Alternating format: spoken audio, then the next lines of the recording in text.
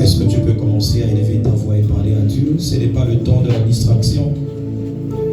C'est le temps de prier pour ton cœur. Tu dis Éternel. Alléluia.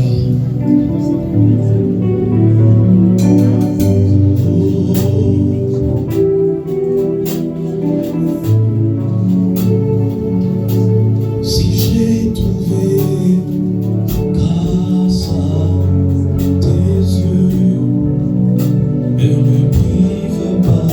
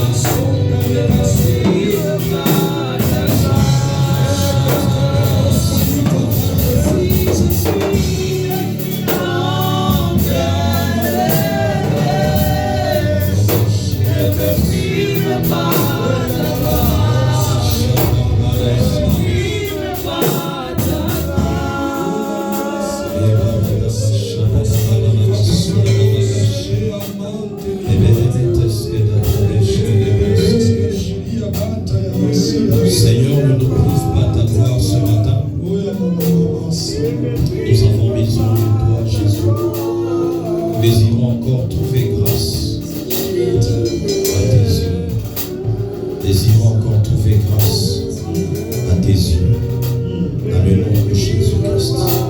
Est-ce que tu peux acclamer le Seigneur mon Dieu?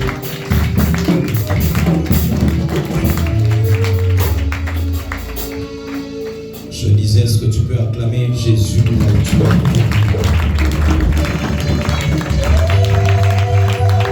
Nous sommes en train d'acclamer Jésus mon Dieu.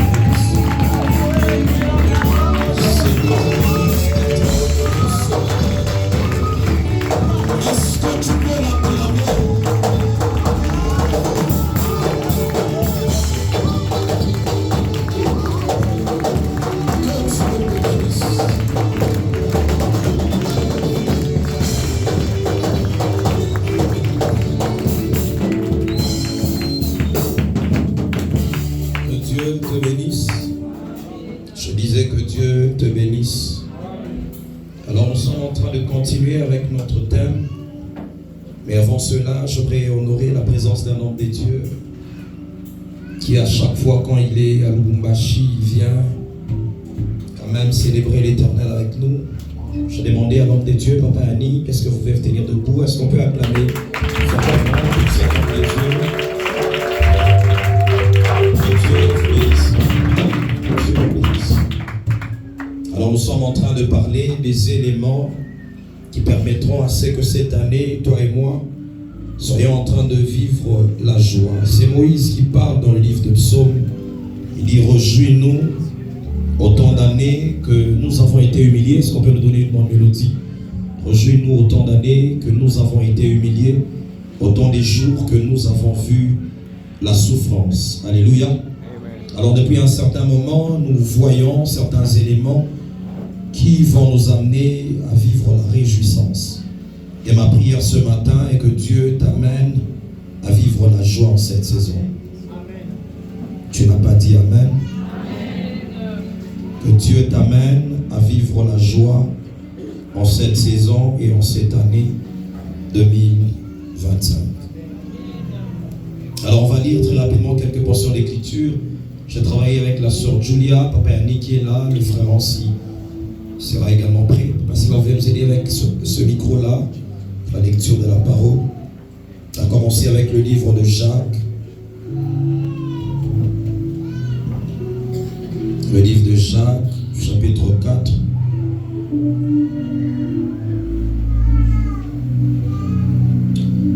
On a commencé avec la sœur Julia, vous allez lire du 1er verset jusqu'au 7e verset.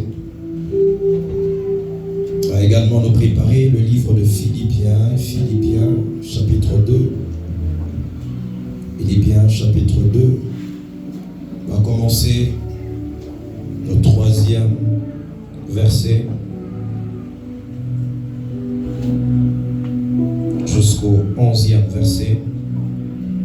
Et puis, je serai en train de lire le livre de Proverbes, chapitre 18.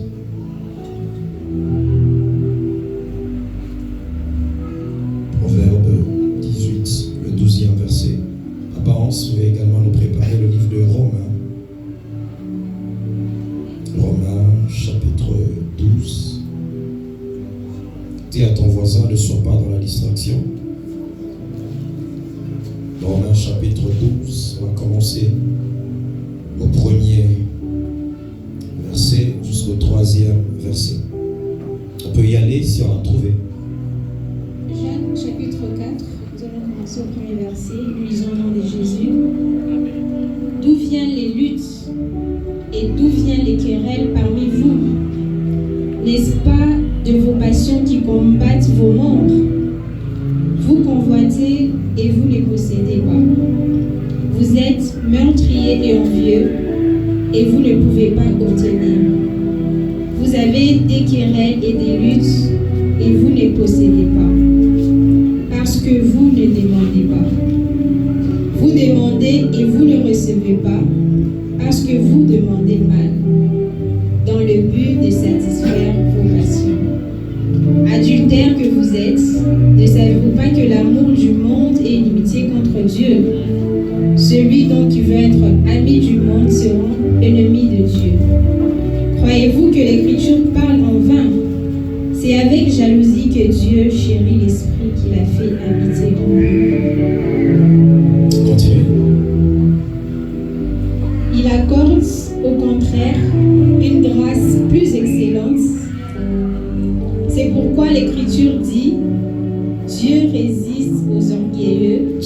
voisin, Dieu résiste aux orgueilleux.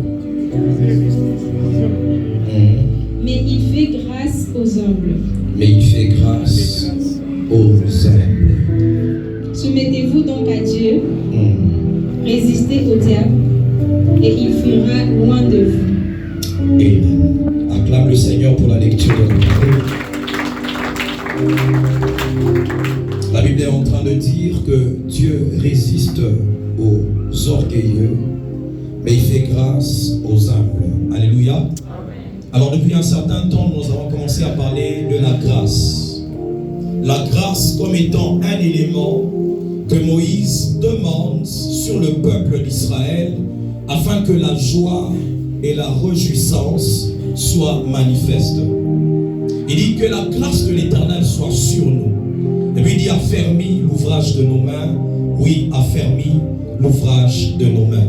Mais la première des choses que Moïse demande à Dieu, il dit que la grâce de l'Éternel soit sur nous. Ma prière avant d'aller plus loin est que la grâce de l'Éternel soit sur ta vie. Tu n'as pas dit Amen. Que la grâce de l'Éternel soit sur ta vie. Alors on a défini la grâce comme étant la faveur que Dieu accorde à un homme sans qu'il ne soit obligé de le faire. Alléluia. C'est là que les autres parlent de faveur imméritée. Mais nous avons dit qu'avec notre Dieu, dans son plan d'action, dans son bon vouloir, il veut que nous soyons en train d'avancer, d'aller de gloire en gloire, de grâce en grâce. Alléluia.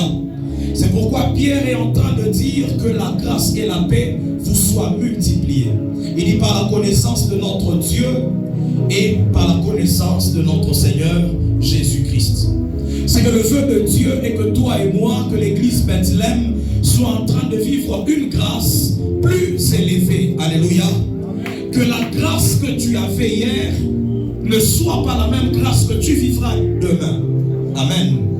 Et dans les livres de Luc, la Bible est en train de nous dire que l'enfant Jésus, il croissait, il grandissait en grâce devant Dieu et devant les hommes. Alléluia.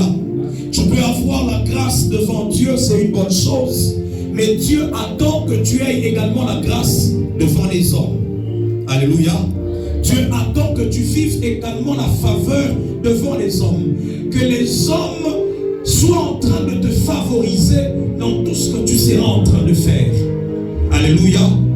C'est là qu'on a dit qu'en cette saison, Dieu sera en train d'amener, d'attirer dans ta vie des hommes qui vont t'amener à vivre la grâce, qui vont manifester la faveur de Dieu. Et nous avons dit que l'Éternel sera en train d'attirer même les rois de la terre, les autorités, les grands hommes de ce monde. Le Seigneur sera en train de les attirer pour que tu vives la grâce dans ta vie. Dis à ton voisin, j'ai besoin de la grâce. Dis-le bien, j'ai besoin de la grâce. Acclame le Seigneur si tu es avec moi. Alors nous avons étudié la vie de cette femme qu'on appelle Esther. La Bible est en train de dire que Esther, c'est une femme qui a trouvé grâce devant le roi, devant même les hommes. Même la personne qui était en train de garder toutes les femmes qui devaient être sélectionnées, qui devaient passer par le choix du roi. La Bible dit que Esther a trouvé également grâce au devant de cet homme. C'est que Esther, pour arriver là où elle était, dans la gloire où elle était, elle devait trouver grâce, elle devait avoir la faveur de Dieu. C'est comme ça que dans cette vie, toi et moi, si nous ne comprenons pas l'apport, la portée de la grâce dans notre vie, il sera difficile de vivre certaines choses. Il sera difficile d'aller dans la grandeur. Alors je suis en train de déclarer sur ta vie, dans ton ministère, dans tout ce que tu feras, que l'on vive la grâce, que tu vives la grâce. Moïse est en train de dire à Dieu, il dit la manifestation de cette grâce, c'est la distinction que tu vas nous donner de tous les peuples de la terre. Tu vas nous distinguer de tous ceux qui sont sur la surface de la terre. Lorsque la grâce arrive dans ta vie, Dieu t'amène à vivre la distinction. Amen. C'est que cette saison est une saison de distinction pour quelqu'un. Et nous avons dit que la première des choses qui était cachée dans la vie de Esther, c'était la vie de privation. Lorsque Esther devait aller rencontrer le roi, elle a donné un secret à Mardoché. Elle a dit, va dire à tout le peuple d'Israël de jeûner pendant 3 jours. Et lorsque moi j'irai me présenter vers le roi, je vais trouver grâce. Elle dit, malgré la loi, j'entrerai. Amen. C'est qu'il y a une vie que tu dois adopter, qu'on a appelée la vie de privation, afin que la grâce se manifeste à une dimension élevée dans ta vie. Tu vis comme tout le monde, tu ne vivras pas une grâce plus excellente. Alléluia. C'est que tu dois jeûner, tu dois te priver de certaines choses afin de manifester également une grâce élevée dans ta vie. Dis à ton voisin, la privation. La deuxième chose, nous allons parler de la présence de Dieu. Nous avons dit que nous devons porter la présence de Dieu partout où nous allons pour manifester une grâce, une faveur, pour vivre la faveur et être différent d'autres personnes. Moïse dit à Dieu, si tu ne marches pas toi-même avec nous, ne nous laisse pas partir. C'est que Moïse était en train de demander la présence de Dieu dans leur parcours, dans leur marche.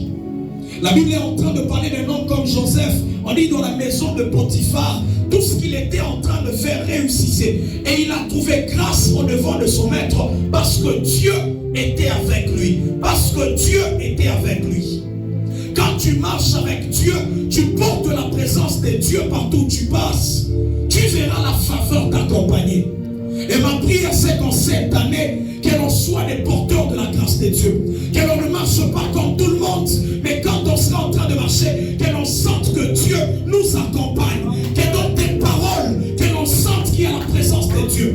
Ah, dans tout ce que tu feras, qu'il y ait une substance différente attachée à la présence de Dieu dans ta vie.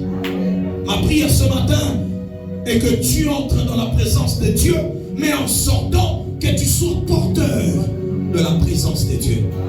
La Bible dit, quand Moïse sortait de la présence de Dieu, il rayonnait de gloire. Et même les hommes ne pouvaient pas le regarder. Ça, c'est la manifestation de la présence de Dieu. Alors je veux qu'à chaque fois que tu partiras de la présence de Dieu, d'un moment de prière, d'une intimité avec Dieu, que tu sortes avec le parfum de Dieu.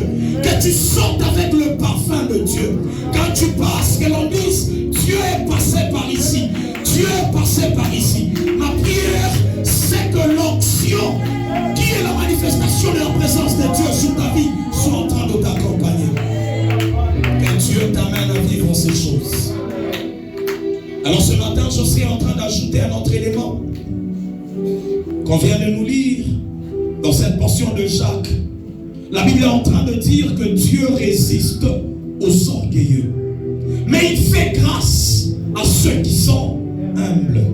Et à ton voisin, l'humilité est le secret de la grâce. Dis-le bien, l'humilité est le secret de la grâce. Acclame le Seigneur si tu as compris. L'humilité est le secret de la grâce. C'est Dieu lui-même qui est en train de parler dans sa parole. Il dit qu'il résiste. Ce n'est pas un homme qui résiste aux orgueilleux, mais la Bible dit que Dieu lui-même, il met une résistance à ceux qui manifestent l'orgueil. Mais Dieu manifeste la faveur, la grâce à ceux qui sont humbles, ceux qui marchent dans l'humilité. Alléluia. Je vais lire dans le livre de Proverbes rapidement, Proverbe 18, le verset 12. Dis à ton voisin encore l'humilité. Dis-le bien, l'humilité. S'il ne te parle pas, change de voisin. Amanekala Kinya, changez voisin, changez voisin. L'humilité. Acclame encore le Seigneur fortement dans Dieu. Dans le livre de Proverbes, chapitre 18. La Bible est en train de dire, avant la ruine, le cœur de l'homme s'élève, mais l'humilité précède la gloire. Avant la destruction, il y a quelque chose qui se passe dans la vie de l'homme. La Bible dit que le cœur de l'homme commence à s'élever. Il y a l'orgueil qui commence à se manifester dans la vie de l'homme. Et ici, j'aime ce que la parole dit, c'est que l'orgueil commence dans le cœur de l'homme. L'orgueil ne se manifeste pas d'abord par les actions. Non, mais l'orgueil commence dans le cœur de l'homme. La Bible dit avant la ruine, avant la destruction de la vie de l'homme, ce qui commence, c'est l'orgueil. Le cœur de l'homme commence à s'élever. Mais la Bible dit que l'humilité précède la gloire. Quand on voit un homme aller dans la gloire, il y a un secret caché, c'est l'humilité de cet homme. Et cette humilité n'est pas d'abord attachée à ce que les hommes veulent voir, courbé comme un gendre, je suis en train de marcher en route. Non, ce n'est pas ça l'humilité. La Bible parle de l'humilité du cœur. C'est quelque chose qui commence dans le cœur de l'homme. Là où tu es, j'aimerais déjà que tu commences à observer ta vie. C'est vrai, nous voulons tous vivre la grâce de Dieu. Mais Dieu est en train de nous dire que le secret, c'est l'humilité. Et cette humilité commence dans le cœur de l'homme. Il y a avant que la destruction n'arrive dans ton travail, dans ton mariage, dans ton ministère, l'une des choses qui se passe, c'est d'abord ton cœur qui commence à s'élever. C'est ton cœur qui commence à manifester de l'orgueil. Dis à ton voisin, qu'est-ce qu'il y a dans ton cœur? Dis à ton voisin, qu'est-ce qu'il y a dans ton cœur? Même lorsqu'on parle de Lucifer, la Bible est en train de dire qu'il a commencé à se dire dans son cœur que j'élèverai mon trône au-dessus des étoiles. Moi aussi je vais élever mon trône. Lucifer n'a jamais parlé de sa bouche, mais c'était quelque chose qui a commencé dans son cœur. À cause de la gloire, à cause de la beauté que Dieu était en train de donner à Lucifer, il a commencé à voir son cœur s'élever. Son cœur a commencé à s'élever. Et c'était le début de la ruine de celui qu'on appelle aujourd'hui Satan, qui était dans la gloire. La Bible est en train de parler de cet être. On dit qu'il était, sa parure extérieure, c'était des pierres précieuses. C'est comme ça qu'on parle de la gloire. Il y avait de l'or. Il y avait toutes les pierres qu'on connaît là. Les topazes, jaspe, saphir, l'émeraude. Toutes ces pierres-là étaient en train de couvrir cet être glorieux. Mais un jour, la Bible est en train de dire que son cœur a commencé à s'élever. À cause de ce que l'Éternel lui avait accordé, lui avait donné. À cause de ce que Dieu avait donné à Lucifer. Et c'est comme ça qu'il a été précipité. Cet astre brillant a été précipité à cause de l'orgueil qui commençait à monter dans son cœur, dans son cœur, dans son cœur. Ce n'était pas d'abord une action qu'il a manifestée, mais la Bible est en train de dire, avant la ruine, c'est d'abord le cœur qui s'enlève. Et l'humilité précède la gloire. Ma prière ce matin est que Dieu t'amène à rester humble, quelle que soit la gloire qu'il va te donner. Amen. Que Dieu t'amène à rester dans l'humilité, quels que soient les exploits que tu feras avec lui, quels que soient les miracles, quelle que soit la parure que Dieu sera en train de te donner, quelle que soit l'onction que Dieu va déverser dans ta vie, que Dieu te garde dans l'humilité, que ton cœur reste humble, quel que soit l'argent que tu auras, quels que soient les biens matériels que Dieu sera en train de te donner, que tu restes dans l'humilité, dans l'humilité. Dis à ton voisin, reste dans l'humilité. Dis-le bien, reste dans l'humilité. Dis à ton voisin l'humilité. Et il dit qu'il fait grâce à ceux qui sont humbles. C'est la grâce, elle poursuit ceux qui sont humbles. La grâce se manifeste dans la vie de ceux qui restent humbles, qui gardent l'humilité, que ce soit dans leur cœur, que ce soit dans leurs actions. Nous sommes dans une église où actuellement nous ne savons plus garder l'humilité.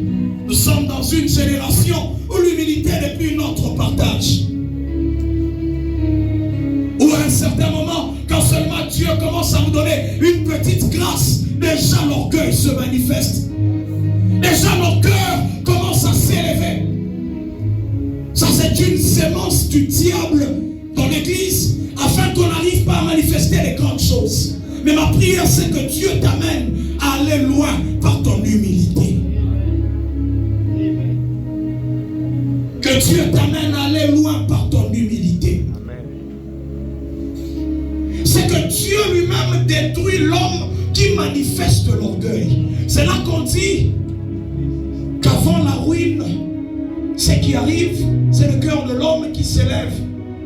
C'est la ruine ou la destruction est le résultat de l'orgueil dans la vie d'un homme. Et c'est Dieu lui-même qui détruit un homme qui commence à manifester l'orgueil.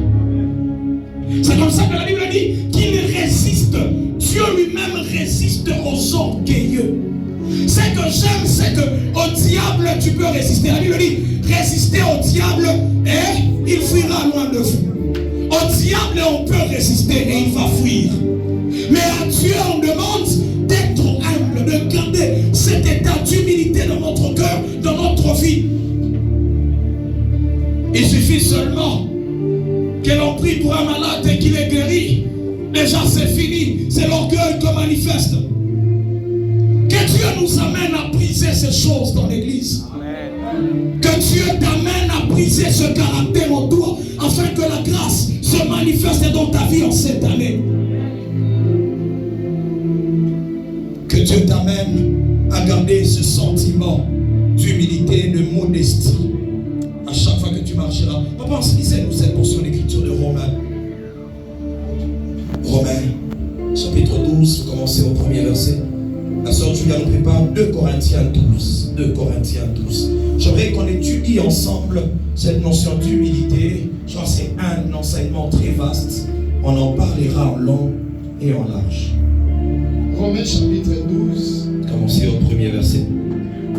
Je vous exhorte donc, frères, par les compassions de Dieu, à offrir vos corps comme un sacrifice vivant, saint, agréable à Dieu, ce qui sera de votre part un culte raisonnable. Ne vous conformez pas au siècle présent, mais soyez transformés par le renouvellement de l'intelligence, afin que vous discerniez quelle est la volonté de Dieu, ce qui est bon, agréable et parfait.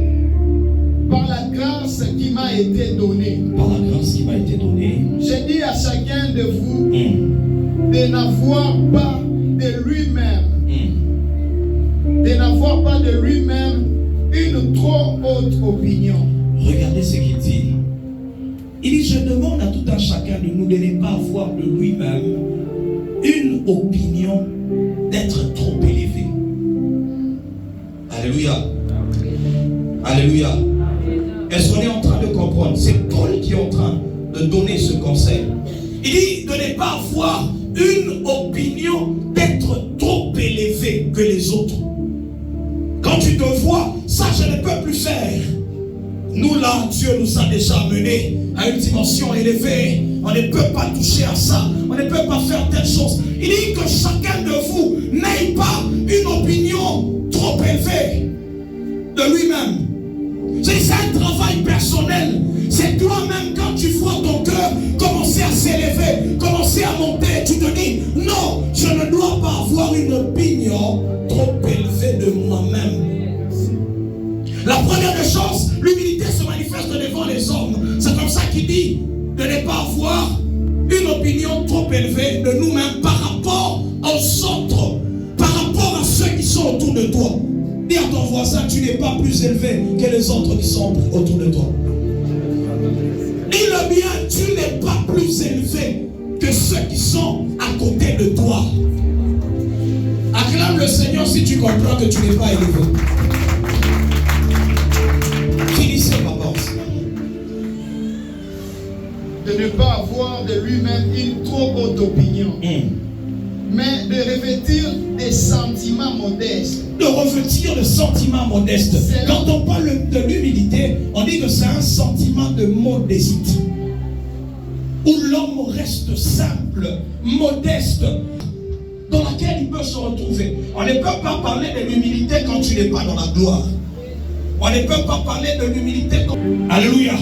C'est l'humilité, ce travail, quand Dieu te donne une position élevée, quand Dieu te donne une onction élevée, une gloire, et là, toi-même, c'est là qu'on parle de l'humilité. Acclame le Seigneur si tu es en train d'avancer avec moi.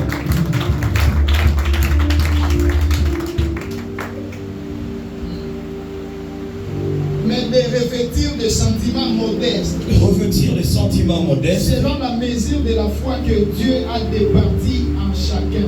Acclame le Seigneur. Ma prière ce matin est que tu prennes comme revêtement les sentiments de modestie. Dis à ton voisin, reste simple. Dis à ton voisin, reste simple. Lorsqu'on parle de l'humilité, avant qu'on nous lise la portion de 2 Corinthiens chapitre 12, on dit que c'est la personne elle-même qui s'abaisse. L'humilité, c'est le fait de s'abaisser volontairement lorsqu'on a déjà une position que Dieu nous a donnée, une position élevée. Dis à ton voisin, s'abaisser volontairement. Il veut bien s'abaisser volontairement. Acclame le Seigneur si tu es avec moi. C'est ça l'humilité. C'est ce sentiment-là qui à chaque fois te pousse à te rabaisser volontairement. Même quand tu rencontres quelqu'un qui n'a pas ton niveau, tu te rabaisses à son niveau.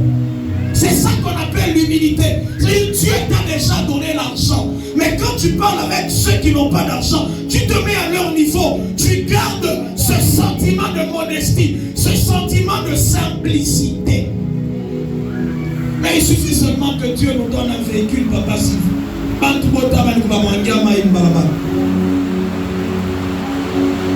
C'est comme ça qu'on est vu par la grâce. C'est comme ça que la grâce ne se manifeste pas dans notre vie. Pourquoi? Parce que nous voulons aller plus haut que les autres. Nous ne gardons pas ce sentiment de modestie. Nous ne cherchons pas à nous rabaisser nous-mêmes. Dis à ton voisin, apprends à te rabaisser. Dis-le bien, apprends à te rabaisser volontairement.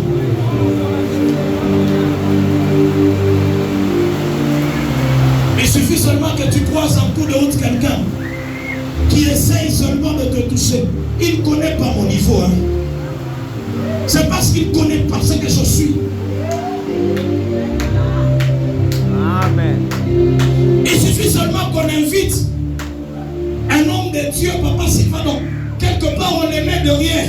Non, on a été dans le protocole, vous ne savez pas hein, qui je suis moi. Que Dieu amène l'église à garder l'humilité. C'est là que nous vivrons la grâce de Dieu. C'est là que nous allons manifester des dimensions élevées de grâce.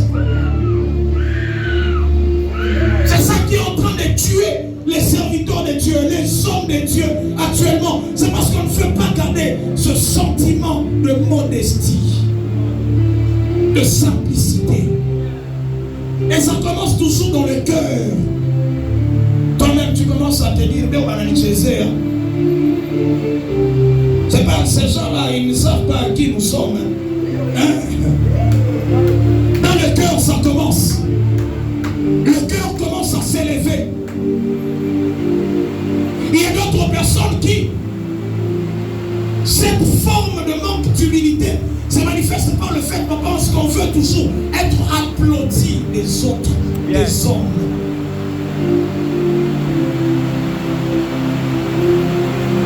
Être applaudi des hommes. Nous voulons vivre une grâce élevée. Nous devons éviter ces choses, refuser ces choses. Et à ton voisin, je veux vivre la grâce. Dis-le bien, je veux vivre la grâce. Acclame fortement le Seigneur si tu es en train de comprendre ces choses.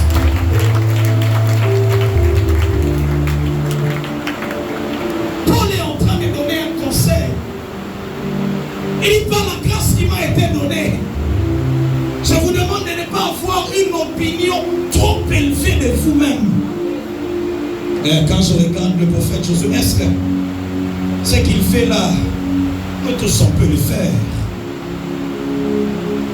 Une opinion trop élevée. Et c'est ça qui a commencé à tuer plusieurs personnes. J'ai toujours donné un exemple ici d'un homme de Dieu avec qui, à un certain moment, on a évolué, que j'étais en train d'encadrer. Il dit, est-ce que c'est que toi tu fais, est-ce que papa Msini le fait? J'ai dit, nous on a hérité toutes ces choses de nos pères. Nous gardons ce sentiment-là d'humilité, de modestie, de simplicité. C'est parce que eux, ils ont travaillé que nous avons hérité de certaines choses. Élie a accompli 16 miracles. Mais son père, Élisée plutôt, il a accompli 16 miracles. Mais son père, Élie, en avait accompli 8. Il n'avait jamais dit que je suis devenu le plus que mon père. Non. Parce que Dieu peut t'amener à accomplir certaines choses. Mais cela ne fait pas de toi plus élevé que les autres. C'est comme ça que Paul est en train de dire, tu dois garder un sentiment de modestie, de ne pas avoir une opinion trop élevée de nous-mêmes. C'est là qu'on commence à penser que si nous on n'est pas là, les choses ne vont pas marcher. Rien. Tu n'es pas indispensable. C'est là que Dieu dit, je peux prendre même les pierres et les pierres vont me célébrer, vont m'adorer. Tout ça c'est quoi? Ce sont les sentiments d'orgueil, le manque d'humilité dans l'église, le manque d'humilité dans le cœur de certaines personnes. Que Dieu amène l'église à retrouver l'humilité. Où nous avons maintenant une opinion trop élevée de nous-mêmes. Moi si je ne chante pas la chorale, non, même sans toi la chorale. Je parle au choriste là où vous êtes. Que Dieu brise l'orgueil en vous. Même quand vous répondez là, oh elle m'a répondu, oh je ne parle pas avec elle, c'est l'orgueil qui caractérise vos cœurs. Marchez dans l'orgueil et vous voulez manifester une dimension de grâce élevée. Non, Dieu n'est pas dans ça. Dieu n'est pas dans ça. Que Dieu amène l'église à vivre l'humilité. Sincère humilité de cœur. Sincère humilité de cœur. Ma prière ce matin est que Dieu amène l'église à marcher dans l'humilité. C'est ma prière.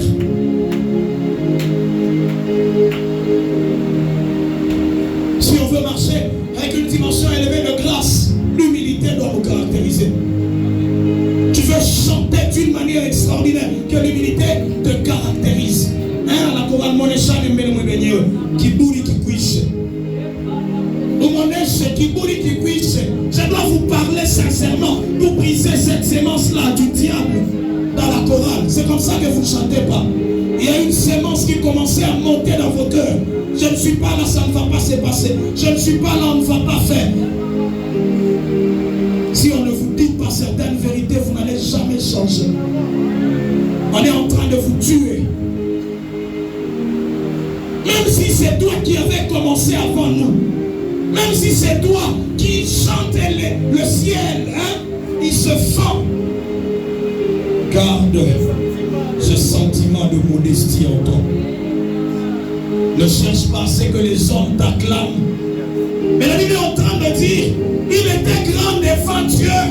Il était grand devant Dieu et devant les hommes. On parle de Jean-Baptiste. D'abord devant Dieu, que tu sois grand. Et Dieu, quand il nous pèse, c'est là qu'il voit l'humilité. Pèse. Tu as été pesé. Tu as été pesé. C'est l'orgueil qui commençait à monter dans le cœur de ce roi de Babylone.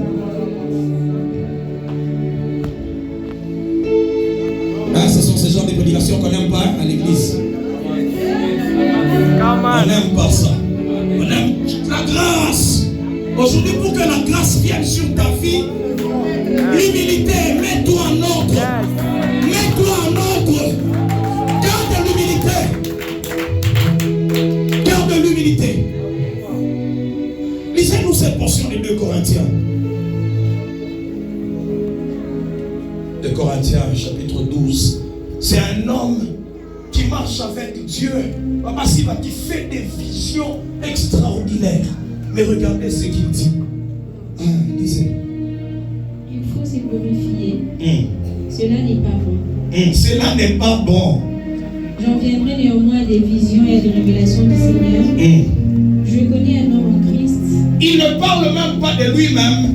Il dit, je connais un homme en Christ. Qui fut, il y a 14 ans, ravi jusqu'au 3e ciel. Si c'est fut dans son corps, je ne sais. Si c'est fut hors de son corps, je ne sais. Dieu le sait. Et je sais que cet homme, si c'est fut dans son corps ou sans son corps, je ne sais. Dieu le sait. Fut enlevé dans le paradis et qu'il entendit des paroles ineffables qui n'est pas permis à un homme d'exprimer. Je me glorifierai d'un tel homme, mais de moi-même je ne me glorifierai pas, sinon de mes infirmités. Si je voulais me glorifier, je ne serais pas un insensé. J'aimerais que l'on reprenne le verset 5. Il va se glorifier de quoi? Sinon de mes infirmités. Il dit, je me glorifierai d'un tel homme, mais si de moi-même, je ne me glorifierai pas. Sinon, de mes infirmités. C'est que la chose qui pouvait l'amener à se glorifier, ce sont ses faiblesses. Qui se glorifie de ses infirmités, de ses faiblesses. Si je voulais me glorifier, je ne serais pas un insensé. Je ne serais pas un insensé, j'ai aussi le droit de me glorifier. Car je dirai la vérité. Car je vais dire la vérité. Mais je m'en abstiens, afin que personne n'ait à mon sujet une opinion supérieure à ce qu'il voit en moi ou à ce qu'il entend de moi. Ah, vous pouvez vous arrêter là-bas. Il dit, pour que je ne sois pas enflé d'orgueil à cause de l'excellence de ces révélations, il m'a été mis une écharpe dans la chair, un ange de Satan, pour me souffléter et m'empêcher de m'enorgueillir. C'est Paul qui parle. Il parle de lui-même. Paul, c'est lui qui a écrit. On dit combien qu'on pense? Le tiers du Nouveau Testament. Parce qu'il a eu des révélations extraordinaires. Mais il dit, je ne peux pas me glorifier de toutes ces choses. Je ne veux pas que certaines personnes aient une opinion trop élevée de ce que je suis. Non, non. Il était en train de travailler son humilité, quelles que soient les révélations qu'il pouvait avoir de Dieu. Église de Dieu, quelle que soit la dimension des révélations dans laquelle le Seigneur va t'amener, ne te glorifie pas. Quelle que soit la dimension de miracle dans laquelle Dieu va t'amener, ne te glorifie pas. Garde cette modestie, garde cet état d'humilité, et c'est là que tu verras la grâce de Dieu encore se manifester. Il dit, c'est lui qui donne une grâce plus excellente. Grâce excellente. C'est que dans les dimensions de grâce, il y a d'autres dimensions de grâce excellente. Et si nous voulons vivre ces choses, la Bible est en train de dire que nous devons garder l'humilité. Dis à ton voisin, reste humble. Dis-le bien, reste humble. Quelles que soient les choses que Dieu va t'amener à réaliser, reste humble. Alléluia. L'humilité, ce sentiment-là. J'aime cette définition qui dit c'est le fait de s'abaisser volontairement. Tu ne peux pas t'abaisser si tu n'es pas élevé. C'est-à-dire Dieu te donne une position et toi-même tu te dis je veux m'abaisser volontairement. Alléluia. On dit que personne n'ait une opinion trop élevée de toi. Ça, c'est ce que Paul dit ici. Mais dans la portion de Romains, il dit lui-même, il ne doit pas avoir une opinion trop élevée de lui. Self-esteem. Shiaba. Kamatuna Abitabamba. Si on n'est pas là, les choses. Non. C'est que tu commences à avoir une opinion trop élevée de toi-même. Et c'est l'orgueil. Tu dois briser cela pour que la grâce de Dieu commence à se manifester davantage dans ta vie. Lorsque les hommes commencent à avoir une opinion élevé de toi, tu refuses ces choses. Non, non, je ne veux pas. Pourquoi? Parce que ces choses vont m'amener à entrer, à tomber dans l'orgueil, qui est un piège pour tout un chacun de nous.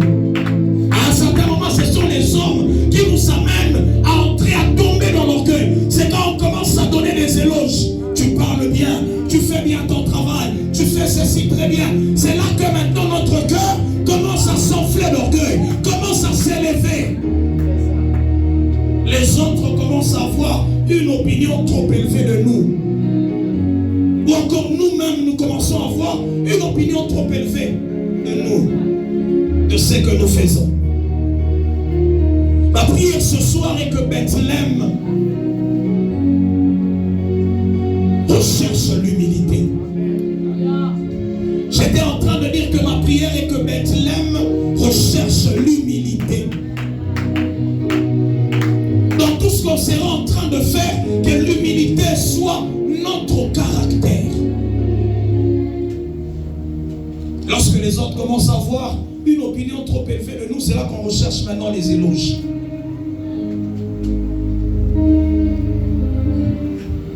Le frère Romain a dit, on t'a pas kata. Maintenant qu'on commence à avoir les éloges. Ça c'est une dimension d'orgueil qui commence à naître en nous. Moi, c'est comme qui dirait, on ne me voit jamais. Le service, il y a protocole. Il y a ton voisin, mon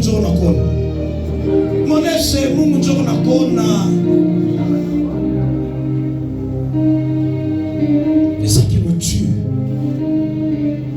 À un certain moment, on ne parvient pas à faire certaines choses dans la présence de Dieu. Pourquoi? Parce que nous voulons d'abord que papa Sylvain me voie, que papa Hans me voie, que papa me voie. Si tu commences à ressentir quelqu'un qui est tourné à l'eau, il y a un gars qui est là, il y a un kemea, kavunja. Alléluia. Je vais lire une dernière portion d'écriture et puis on va prier. Je suis dans le livre de Philippiens.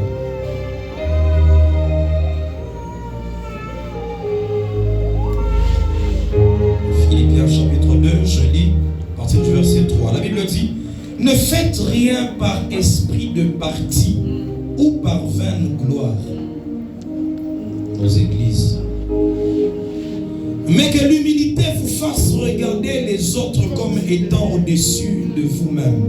C'est là, on recherche maintenant à être au-dessus des autres. Mais ici, la Bible dit que l'humilité vous fasse regarder les autres comme étant au-dessus de vous. Ok, attaquement diriger l'enfant. C'est l'œuvre de Dieu qui avance. Attaquement ni Joe, ni pour chef ou département ou protocole. Attaquement ni mon tout mais qu'est-ce que ça fait? Ça c'est le caractère de l'humilité. Alléluia. Amen. Alléluia. Acclame, là c'est là à l'église on acclame pas. Besoin de prédication. On n'a même pas besoin d'attendre des amens. Mais seulement que le Saint-Esprit perce ton cœur et que ce message soit déposé dans ton cœur. Ça c'est ma prière. C'est la prière que j'ai faite sur le message. Ne faites rien par esprit de parti ou par vaine gloire, mais que l'humilité vous fasse regarder les autres comme étant au-dessus de vous-même. Que chacun de vous, au lieu de considérer ses propres intérêts, considère aussi ceux des autres. J'aime à partir du verset 5 ce que la Bible dit: ayez en vous les sentiments qui étaient en Jésus-Christ, lequel, existant en forme de Dieu, n'a point regardé comme une proie à arracher d'être égal avec Dieu, mais s'est dépouillé lui-même en prenant une forme de serviteur, en devenant semblable aux hommes et ayant paru comme un simple homme. Il s'est humilié lui-même, se rendant obéissant jusqu'à la mort, même jusqu'à la mort de la croix. C'est pourquoi aussi Dieu l'a souverainement élevé. Ça, c'est une conséquence de l'humilité de Jésus. On dit parce qu'il s'est lui-même humilié, il s'est dépouillé. S'est dépouillé, c'est quoi? Quelqu'un qui est haut placé, qui a un rang élevé comme dans l'armée, qui enlève ses grades, qui se dépouille, qui se voit comme tout le monde. Alléluia. Est-ce que toi tu peux te dépouiller? C'est quand on vient à l'église, hein? Vous pouvez savoir que Nanasa, je suis ingénieur, je suis médecin. Dans la présence de Dieu, tu dois te dépouiller de toutes ces choses. Dis à ton voisin, commence à te dépouiller de ce que tu es, de ce que tu as. Commence à te dépouiller. La Bible dit qu'il s'est humilié. Ce n'est pas quelqu'un qui l'a humilié. Là, on parle de l'humiliation, mais ici, on parle de l'humilité. Lorsque tu ne veux pas t'humilier, tu vas entrer dans l'humiliation. Tu n'as pas compris, hein? Lorsque Papa Sylva, toi-même, tu ne veux pas t'humilier au devant de Dieu, c'est là que Dieu va te faire passer par l'humiliation. C'est là qu'il va t'amener à vivre la honte. Pour que tu comprennes que tu n'es rien. Pour que tu découvres que tu n'es rien. Amen. Je ne veux pas que quelqu'un se retrouve dans l'humiliation. Mais que tu comprennes que je dois moi-même me dépouiller. Moi-même, je dois être humble pour que l'Éternel déverse encore sa gloire sur moi. Pour que sa grâce se manifeste davantage dans ma vie.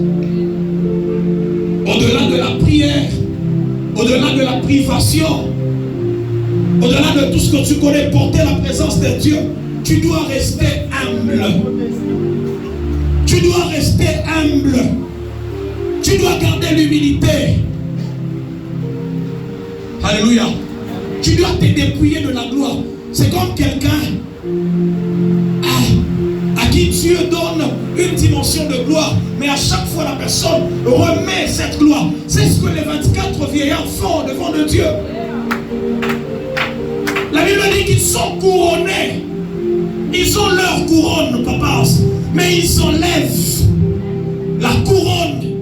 Ils la jettent au pied de celui qui mérite la gloire et l'honneur. Mais ici, il suffit seulement que ce soit papa qui est en train de modérer. Papa Sylva qui modère. On dit seulement tenez-vous debout. sujet de prière, est-ce qu'elle en a mis? Qu'est-ce que lui veut nous apprendre?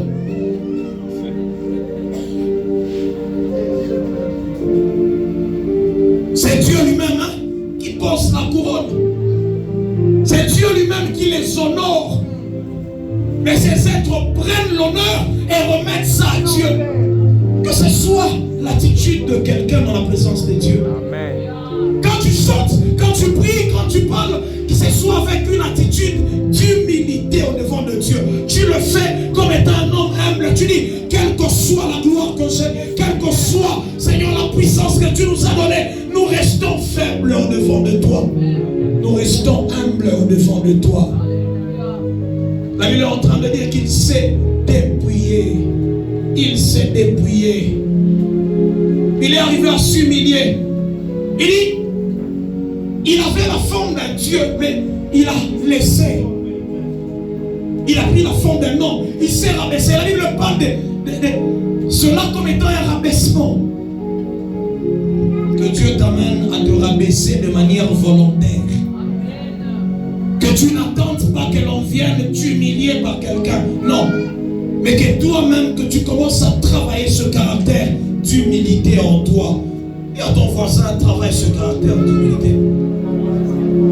La Bible dit, c'est pourquoi aussi Dieu l'a souverainement élevé. Et lui a donné le nom qui est au-dessus de tout nom. Afin qu'au nom de Jésus, tous genoux fléchissent dans les cieux, sur la terre et sous la terre. Et que toute langue confesse que Jésus-Christ est Seigneur à la gloire de Dieu. Le plus grand secret qu'on est en train de nous révéler dans cette portion sur la vie de Christ, c'est l'humilité. Tu es loin, oui c'est vrai. Tu peux prophétiser, oui c'est vrai. Mais ces choses. Tu dis non, je dois encore rechercher la face de Dieu. Je dois encore m'humilier, je dois garder cette attitude. Il suffit juste que tu commences à voir quelques visions, certaines révélations que Dieu te donne. Nous, on n'a pas le même niveau. Nous, on n'est pas de leur génération. Nous faisons des grandes choses. Ça, c'est le caractère d'orgueil qui caractérise l'Église actuellement. La Bible est en train de parler d'un homme comme Paul et Silas. Ils arrivent quelque part, Dieu accomplit des grandes choses. Et on commence à dire que les dieux sont descendus sur la terre. Les dieux dans la forme humaine. La Bible dit qu'ils ont déchiré leurs vêtements. Pourquoi? Ils ne voulaient pas garder la gloire pour eux-mêmes. Ces gens-là étaient en train de remettre la gloire à Dieu. À un certain moment, Pierre, les gens, ils font un miracle. La gloire veut venir sur leur vie. Ils disent non, non, c'est la foi dans le nom de Jésus qui a accompli ce miracle. Nous sommes des hommes comme vous. Nous sommes des hommes comme vous. Mais seulement il y a une dimension de grâce qui s'est manifestée. C'est pourquoi nous gardons l'humilité. C'est pourquoi nous gardons ces sentiments de simplicité, de modestie. Que Dieu amène son Église à garder l'humilité. 2 Samuel chapitre 6. On nous parle d'une histoire du roi David. La Bible est en train de dire que le roi David, il prend l'arche de l'alliance, il est en train d'amener ça dans la cité de Dieu, dans la cité de David. Et il commence à danser comme un enfant. Sa femme commence à lui dire, pourquoi tu fais ce genre de choses? Voyons qu'il l'oublie, voyons qu'il boumba fou. Alléluia. Alléluia.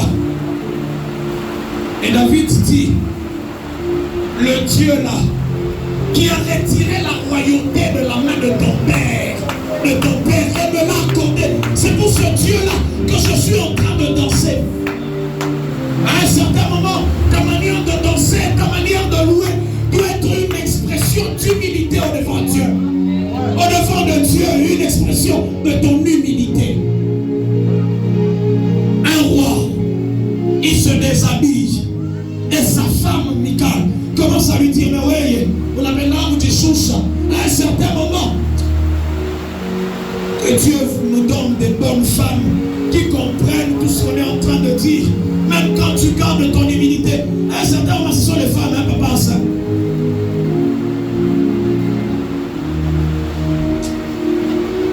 Et Dieu,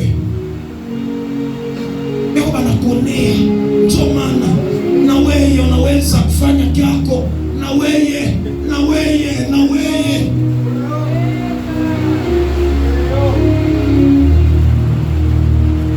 Quand tu es un roi, pourquoi?